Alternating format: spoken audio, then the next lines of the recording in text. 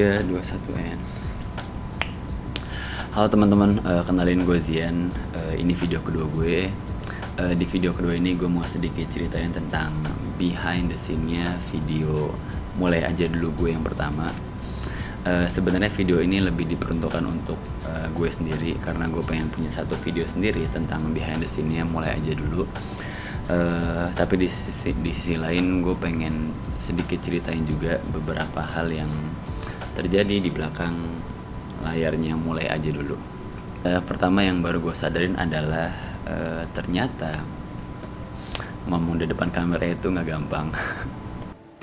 3, 2, 1 ya. Dan gue mungkin ada salah.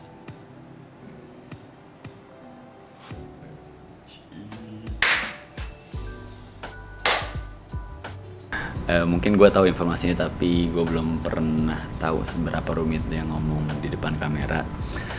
Buat lo yang seneng ngomong depan kamera pun kayaknya nggak ada masalah sama hal ini.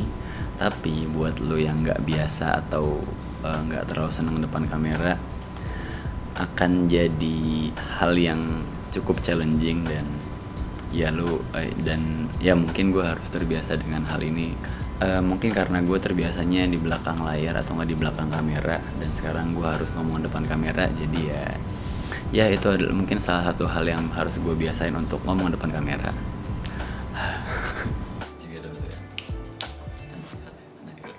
Relax. Alasan pertama gue sekali balikan dan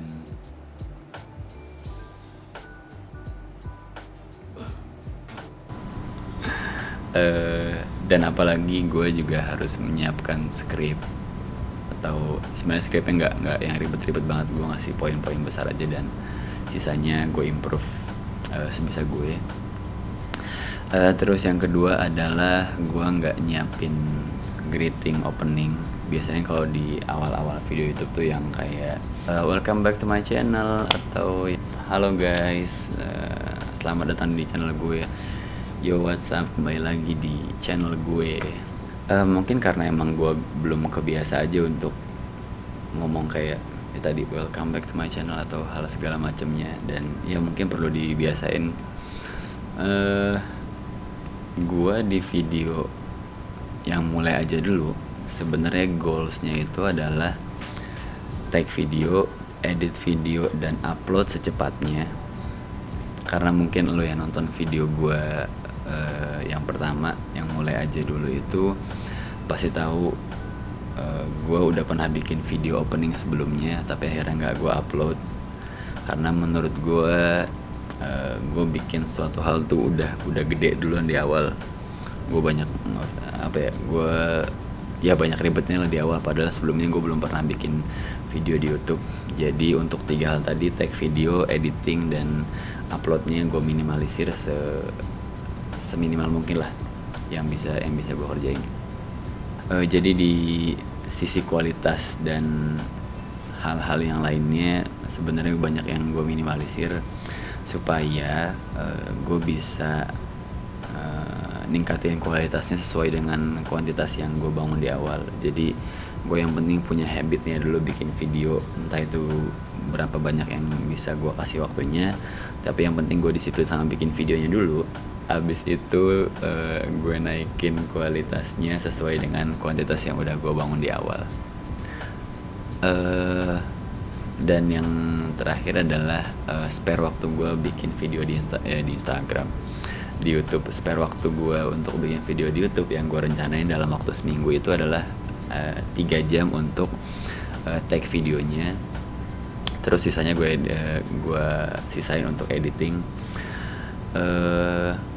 Kalau untuk take video kan sebenarnya ya bisa gue kira-kira lah berapa waktu ya lama yang bisa gue kasih untuk take videonya. Contoh kalau misalnya 3 jam yang gue kasih untuk take video sebenarnya cukup, udah lebih dari cukup. Sebenarnya 2 jam itu buat nge-take videonya dan 1 jamnya biasanya untuk retake karena banyak video yang ya pokoknya banyak yang ngulang-ngulang lah.